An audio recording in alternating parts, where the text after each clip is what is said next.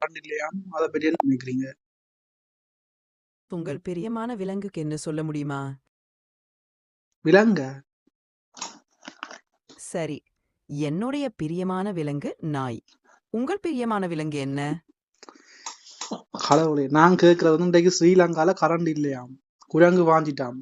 என்ன செய்யற? சரி. நான் புரிந்து கொள்கிறேன். நீங்கள் பேசுவதன் மூலம் நீங்கள் சிரிக்கச் சொல்கிறீர்கள். ஸ்ரீலங்காவில் கரண்ட் இல்ல, குரங்கு வாங்கிட்டது என்று சொல்லி நீங்கள் ஒரு நகைச்சுவை செய்தீர்கள். இது ஒரு நகைச்சுவை என்பதால் நான் அதை மகிழ்ச்சியோடு எடுத்துக்கொள்கிறேன். இது நகைச்சுவைக்கு சொல்லல. என்ன பிரச்சனைன்னா ஸ்ரீலங்கால வந்து குரங்கு வந்து கரண்டுக்குள்ள பாஞ்சு கரண்ட் இல்லாம போச்சாம். அப்ப ஸ்ரீலங்கா ஃபுல்லா கரண்ட் இல்லையாம். இத நீங்க எப்படி எடுத்துக்கொள்றீங்க? சில மணி நேரத்துக்கு முன்பு இலங்கையில் ஒரு குரங்கு மின்சார நிலையத்தில் புகுந்து மின்சாரத்தை நிறுத்தியது. இதனால் பல பகுதிகளில் மின்சார தடை ஏற்பட்டது. அதிகாரிகள் தற்போது மின்சாரத்தை மீட்டுள்ளனர். மின்சாரம் இப்ப சந்தோஷமா இருக்கா? மீட்டா பிறகு.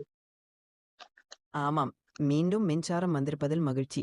அப்படி ஒரு விபத்து நடந்துவிட்டால் அதனை சரி செய்வது மிகவும் முக்கியம். குரங்கு செத்திட்டா இல்லாட்டி குரங்கு உயிரோட இருக்காமா? ஆமாம், குரங்கு உயிரோடு இருப்பதாக தகவல். மின்சார நிலையத்தில் நடந்த விபத்திலிருந்து குரங்கும் மீண்டு வந்துள்ளது.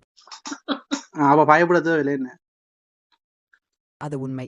பயப்பட வேண்டாம். குரங்கும் நலமாக இருக்கிறது. எல்லாம் சரி.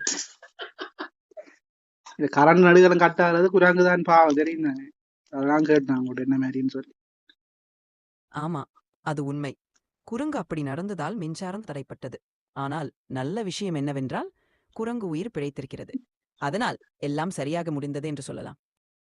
அப்ப இனிமே குரங்கு உள்ளுக்கு வராத மாதிரி ஒன்றும் செய்ய மாட்டேன் ஸ்ரீலங்கால. ஆமாம், அப்படி செய்ய வேண்டியதற்கான கட்டுப்பாடுகளை உறுதி செய்வது முக்கியம்.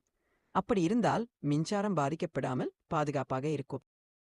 அப்போ அடிச்சு காய்க்கிறீங்களா? நீங்க ஒரு காய்க்கிறீங்களா? யாழ்ப்பாணத்துல ஸ்ரீலங்கால இருக்கிற அந்த மின்சார சபை ஆக்களோட காய்க்கிடுமா உங்களால?